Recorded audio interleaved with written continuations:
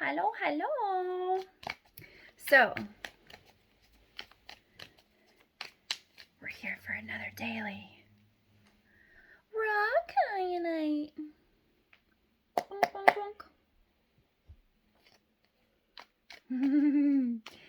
bonk. Okay, so what is something the collective can celebrate or embody?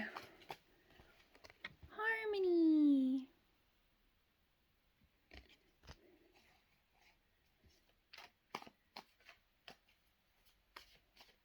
Deepening connections.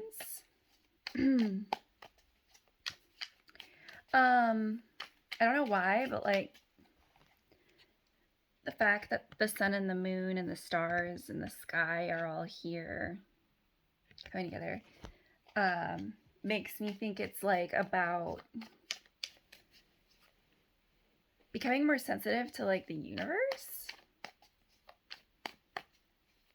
a deepening connection with like the big whole. The big hole. Sorry.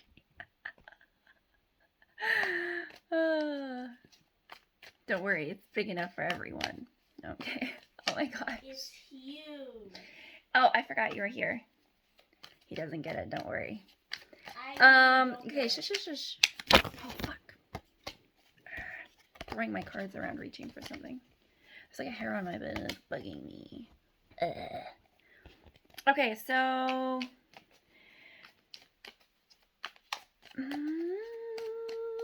any recommended course of action for the collective today?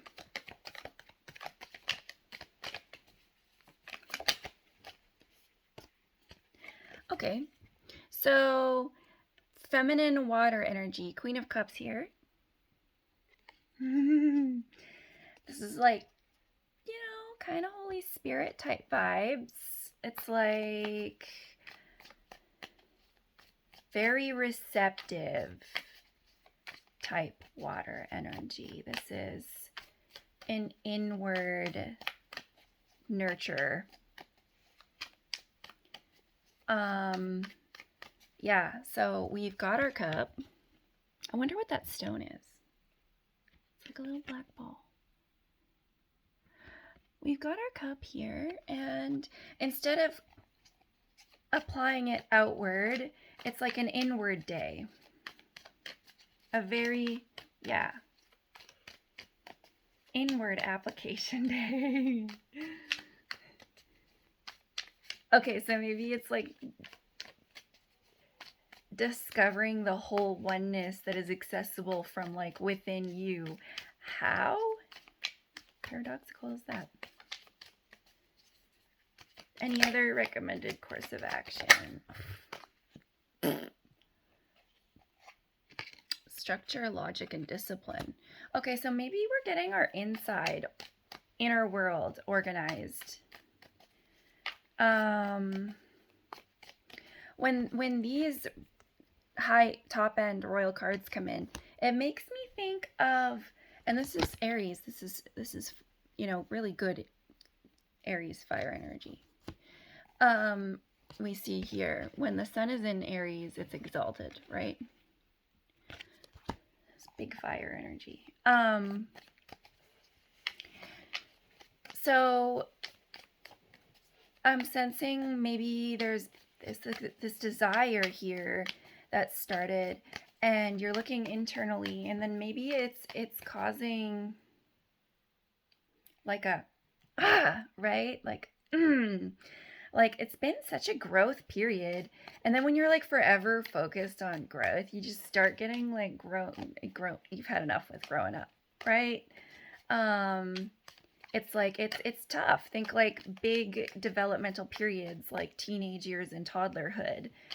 And so that's what I was like, when I see this, I think compassion, which is how I alchemize like anger, which is like a fire thing. It's an emotion, right, which is water, but it's a fire emotion, okay? It's an instinctual emotion that can be quite destructive, but it's there for a reason, and it's there, one, to help you keep your boundaries intact, but two, it doesn't have to manifest in an angry way. It is like raw energy, and it does kind of light a fire up under your butt to get moving. It's like there's this feeling that it's just like you want to get somewhere, okay, but you don't quite have your like finger on where is. But it's there. You've picked up the energy. um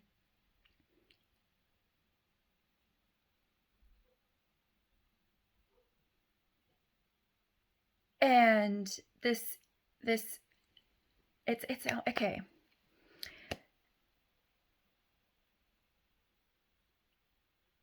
To get there, it's like I'm feeling somebody go through their thoughts and then bounce in and out of anger. And we've all been here, right? And sometimes remaking, when you're renovating your inner self, a lot of stuff can come up from the past that ultimately like roots back into uh parental figures. And we've got like very masculine and then very feminine energy here. We've got two opposite kinds of energy, the sun and the moon, again masculine and feminine. um it's it's like I just have this need to be like, okay, it's it's okay to be canceling things, ways of thinking, mental systems, emotional systems that you subconsciously like inherited from your parents. It's totally okay. And it's actually, you don't have to like be mad at them in doing it either. It can be quite, it's like, why were they like that or whatever, right? And um it's it's I can help with that part, because it does help with this compassion aspect that's needed at the moment, because your parents don't tell you everything about their struggles, right? They want to protect you. Okay, you taught your parents a love that they didn't know was real until they had you. Even if you weren't the oldest, every single child comes in with a new lesson on love. And they know your connection. You, they saw you make them your whole world for the first part of your life. And it's not like you made them. It's just that that's what they were. That's what they needed to be for you, because they were raising you. They were like responsible for you. And it's a very beautiful thing. Um and they obviously know that if you know that they're being hurt or they were hurt in some kind of way, like, it would hurt you. And there is something to be said of like inheriting victim mentalities. They obviously don't want that for you, right? So they did the best with the tools that they had, and it was really good. Despite whatever the appearances may be, despite you needing to shed some things to do better, they they they did really good for their circumstances. They loved you so much despite any outward appearances. And like, I had a really cruel mom. Okay. Like, terribly cruel. Like, I had to grow up in foster care, levels cruel, and have supervised visits, levels cruel. And it took a long time to understand how there was love there through all of that. She was like terribly traumatized. Like, her childhood was like way harder than mine. And then, due to not having the information that we have today, she was like kind of stuck in trauma, and the stress really brought out mental issues to do with psychosis. So She was just like super unwell. Okay, like I'm talking her way of expressing things was like it was metaphorical because she was just often very detached from reality. Um and it was like when she was proud of you, she'd run around and be like, "Oh, you're Prince Charles's daughter. My daughter's Prince Charles's daughter, right?" And then when she's mad at you, she'd be like, "You're the devil's daughter and you were switched at birth and you're not my child." And then she'd be losing it. Okay. Um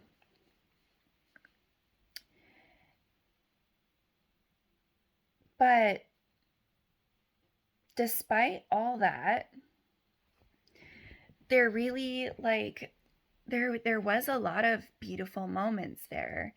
And even though she couldn't be like responsible for parenting us, obviously, right? Um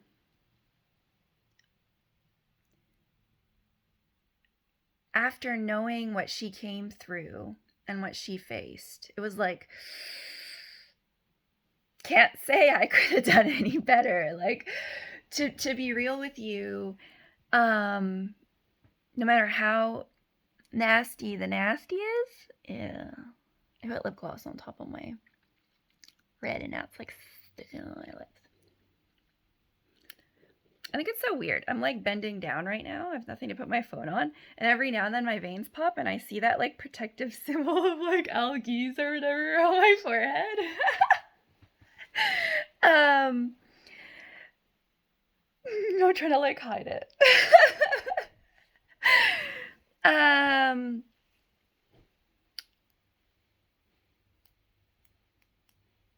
if that's what it's called, I can't remember. But if you knew the full story, I have like 1000% faith in the fact that I wouldn't have been able to done better than your parents. We wouldn't have been able to do better than our parents. Like it was tough. It was so tough in its own way, and they overcame stuff from their upbringing to a degree that like we don't know about. And that's part of the beautiful struggle is like if it wasn't for them, we wouldn't have a path to walk. Like they got as far as they could, and it's our baton now. They passed the baton to us. We're the adults. And it's our job to get further, and we can't be mad at them for how far they got. Because without them there wouldn't have been any path or baton to pass to us. And we're gonna be humbled one day by the next generation. And it's just gonna keep going like that. Um so when you look at it like that, whatever they did, it was good enough. It's like totally okay to release them at that and do what's good for you and the future generations, right? Like, it's like you didn't need them to do anything because you got you. And that's really beautiful. And they're going to be very proud of you, no matter how they might show it. Sometimes my mom would like really lose it. And it would trigger that like you're not my kid thing. And you don't know what it's like to have a daughter like you and right? Like it really humbled her to see me responding in so many ways differently than she did. And she was ashamed. And that's something she admitted before she passed. She was so ashamed and didn't want to see it. And she was so sorry for the pain that she had caused. But sometimes people just aren't big enough yet. And that's their path. And that's okay. It's okay to have love at a distance like that and protect yourself, but you know, keep moving forward. And So whatever systems here that you're um, replacing with something more functional, you're right to do that. And it doesn't have to be angry or aggressive. That fire is there for you to take action within your new system that you're adopting. It's a reward. It's your inner celebration reward. 4 of Wands. I went to go mix the deck in the cards. I accidentally held them upside down. It's your magic. Inner celebration reward is that's what that fire is. So keep your heart receptive, compassionate, and use that fire for this new way of living. Get out there and really implement it in action. That fire is there for you to take the action. It's raw energy for you to take the action. It doesn't have to be put towards being angry. It's very powerful motivation. If you don't really have, if it's not that kind of new way of that, it's not that kind of new system that you're integrating, start a project in something you're curious about, and that can be where you vent this this fire energy that you've got. You gotta like expend it, right? You gotta put it into moving. It's moving. You're being called to do something with it. You will develop the skill. I don't know why I'm hearing that. That's so general. But you'll develop the skill, whatever that is, and it'll be beautiful. It's you're like evolving, and it's in a way that brings you more abundance. So this structure, logic, and discipline, this new level of energy, you're gonna have to get your inner emperor on here and make sure you have the appropriate amount of outlets for you, for your energy. You're getting the exercise that you like. You're doing the activities that you like. Yeah.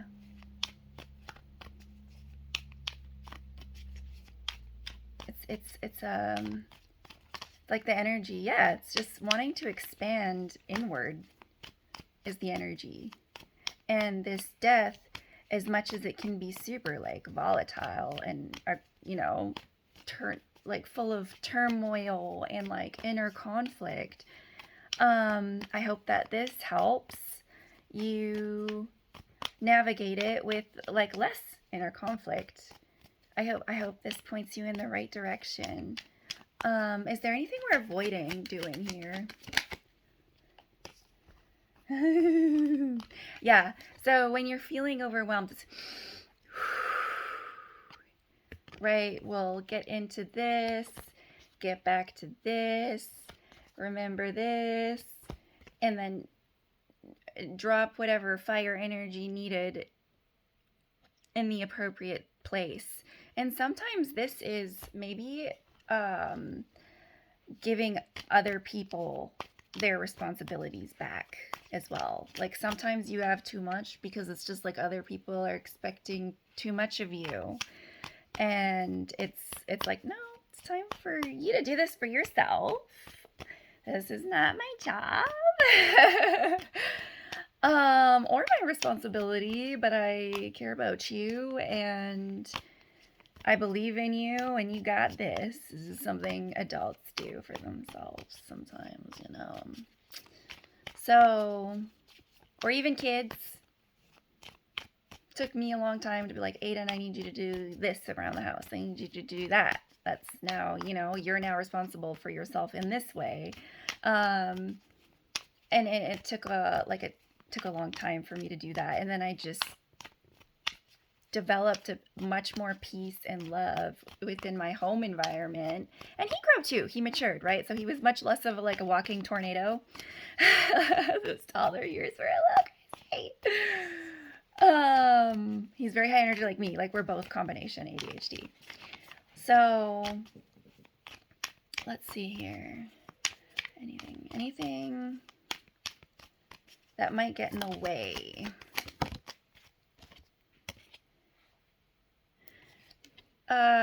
Don't be scared of the fast changes. Just let the pieces fall where they fall. There's always time to reflect with compassion and reharmonize where mistakes were made, revise the structure and the plans and the logic, right? But it does look like things are changing very quickly. Is this a good or a bad? Or both?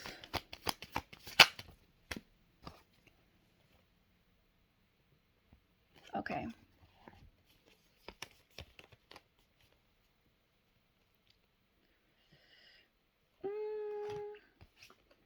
I guess it depends on how you look at it. The duality card is here. It depends on how you approach it. It can be very good.